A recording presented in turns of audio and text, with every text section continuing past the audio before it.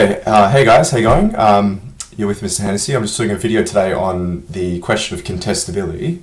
I've had a couple of students email me, ask me questions, basically trying to determine how they're supposed to answer this question of contestability in the ATAR exam. It is, of course, a new question and one that's troubled people a little bit. So I thought that we would have a little bit of a look today about how we might be able to improve our approach to the contestability question. So if we move here to this slide, we've really got to start with two things. First of all, the question itself, and secondly, we turn our attention to the glossary, where the ATAR curriculum actually defines the term contestability for us. So firstly, the question itself, identify how and discuss why sources 3 and 4 are contestable. It's a 6-mark question, which is a bit of a biggie. You might be sort of thinking to yourself, what does contestability mean, or what makes something contestable?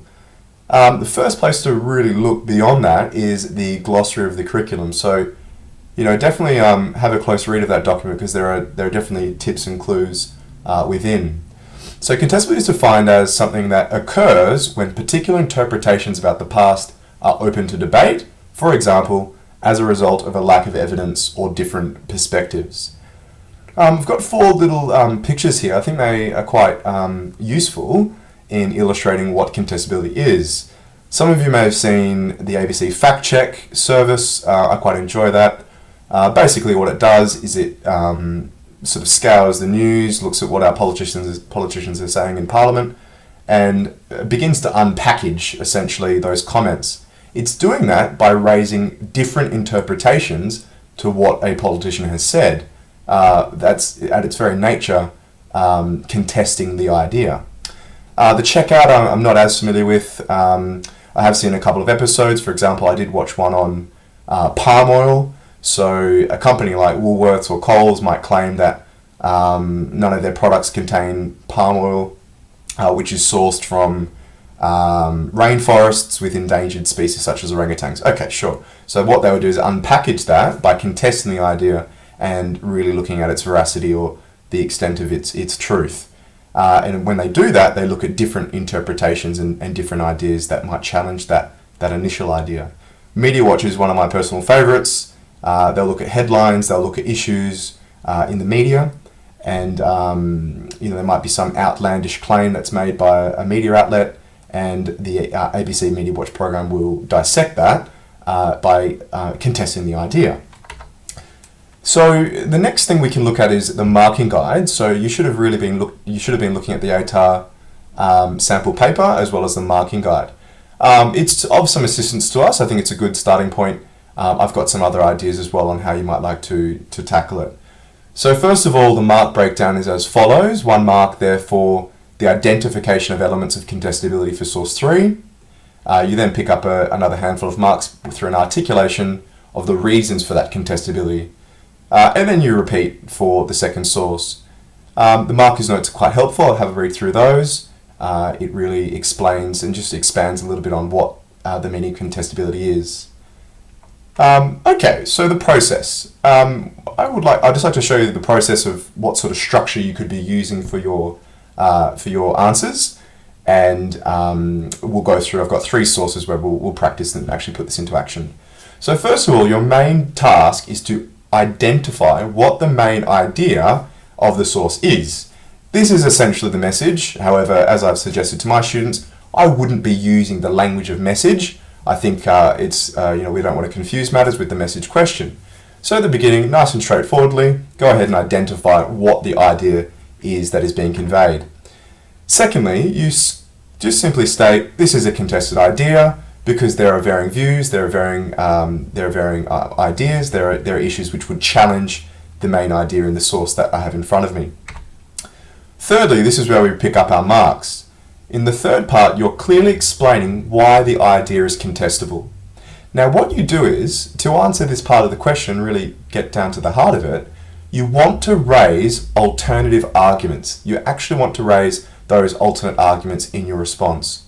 So while the source might present one particular idea, what you're then going to go and do is raise the 2 or 3, usually there's 2, there's definitely going to be one solid area. You might find a second or even a third.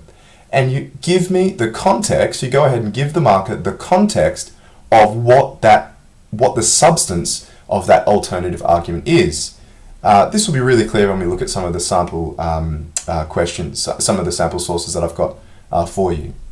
Another tip you can do is actually use specific names of others who hold that view to support your answer. So if person X is the author of the source that you have, you might say that historian Y or politician Y had another view which was in complete contrast to the idea that you had before you. Fourthly, you should identify which parts of the elements of the idea are correct or accurate. So you may get an extremely outlandish idea, something which is plainly wrong. For example, I'm thinking of Pauline Hanson's comment in 1996. She said that we were being swamped by Asians. Now, what you may do is, even though you may not necessarily agree with the idea of what is being presented, you might, in order to provide that balance in your response, just sort of discuss what aspects of that may be considered to be accurate. So that's something that would be helpful to do. And finally, there is a part of the marking guide which had me scratching my head for a little while. It does ask us to comment or at least account for why that source may be contestable. Now for me, this is very much moving towards that reliability side of the coin. So I really would like your focus to be on point number three. However, for point number 5, I don't think it's going to hinder your response to say that this source may be contestable due to the fact that it is a highly biased source. And I'll show you how that can work with a couple that I have. Okay, so let's go back to year 11. Dust out the cobwebs and recall some of the work we did with Nazi Germany. I'm sure many of you did this unit. This source here is of course about the French and Belgian occupation of the Ruhr in 1923. Now this German poster, let's go through our method. The first thing we do is we identify the idea of this source. The idea of this source is that the German people were defiant in the face of Belgian and French aggression. The caption here says, "No, you won't subdue me." It's adopting a very clear defiant attitude towards these imposters. I also get the idea that the Germans are defenseless and that they really, they're morally, they're not to blame for what's happened to them. So that is the idea of the source. We then move to number 2. We say that this is contested. I mean, clearly this is contested. We know already that there are alternate views and that, in fact, the Germans may not have been entirely innocent. That leads us to our third point, which is really the substance of the response. We start by saying one alternative view is that the Germans, the small matter of World War I and the reparations that were owed after the Treaty of Versailles was signed. So we might say, for example, that the major reason why the Belgians and French occupied the Ruhr is because of unpaid reparations. In that sense, we can see that perhaps the Germans were not as pure and innocent as this source would have us believe. So what I would be doing in my response is giving a little bit of that history, giving a little bit of that context to the marker to show that the idea presented by this German poster may not necessarily be true. Okay, moving sort of closer to home, I've been teaching Unit 4 lately, and our topic of study is, our context is engagement with Asia. So Menzies' speech here to Parliament in April of 1965 is a very contested source. If we pay really close attention to the third column, Menzies makes an interesting comment here. He says, quote, "The takeover of South Vietnam would be a direct military threat to Australia and all the countries of South and Southeast Asia." Now, for the first part of our question, we would state the idea of the source. The idea of source 1 is that the episode in South Vietnam represents another event in another episode in the Cold War. The idea in the source is that the North Vietnamese are an expansionary and threatening menace to Australia. So we can see the idea of the domino theory coming through nicely. Now, we go on to our second point. We say that this is a contested idea. I mean, clearly that is one view. There are alternate views. There are different interpretations to what was happening in Vietnam. So what you are then invited to do is move on to number 3. For number 3, you would say, clearly this is contested, and evidence of this can be found in the views of, for example, the Labour Party. If we go back to Chifley, during his period in office from 1945 to 49, he took a much more sympathetic view to communism. He believed that first and foremost, these movements were nationalist movements, that they were driven by economic disenchantment, economic disadvantage, and social issues. Those were the reasons, in Chifley's view, for why these people were rising up against their overlords. In that way, Chifley wouldn't have seen these movements as necessarily threatening Australian security, as Menzies would do in this source. If we move closer to the context, I believe it was the same day or the following day, Arthur Caldwell, leader of the Labour Party at the time, made a speech which was an exceptional source to raise. You'd say, further, according to Arthur Caldwell's view, his speech made in Parliament, this was not an expansionary force. The North Vietnamese threat to the south was not part of a wider Cold War picture. Ho Chi Minh and the North Vietnamese, those fighting for the Viet Cong, were not tyrannical communist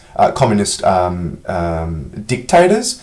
All they were seeking to achieve was independence over Vietnam, something that they'd not had for hundreds of years. Frankly, hundreds of years they'd been ruled by the Chinese, they'd been ruled by the French, and for many people in North Vietnam, they now saw a new kind of imperialism under the United States.